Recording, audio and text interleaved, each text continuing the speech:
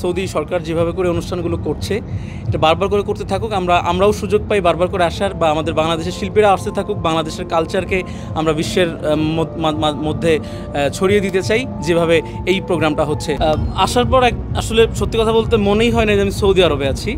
এত বড় একটা ইভেন্ট, এবং আমি যখন স্টেজে গেলাম দেখলাম মানে শুধু জনসমুদ্র, বিশাল জনসমুদ্র, এবং সব বাঙালি, এবং এত আমি যেটা বলি যে গান খাদক, এরা সবাই গান রীতিমতো খাচ্ছিল, গান শুনছিল না, গান রীতিমতো খাচ্ছিল।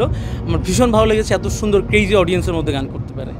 একটা মেসেজ বলতে আমি শুধু এটাই চাইবো যে এই সৌদি সরকার যেভাবে করে অনুষ্ঠানগুলো করছে এটা বারবার করে করতে থাকুক, আমরাও সুযোগ পাই বারবার করে আসার, বা আমাদের বাংলাদেশের শিল্পীরা আসতে থাকুক, বাংলাদেশের কালচারকে আমরা বিশ্বের মধ্যে ছড়িয়ে দিতে চাই যেভাবে এই প্রোগ্রামটা হচ্ছে, রিয়াদ সিজন বা এই সিজনটা হচ্ছে।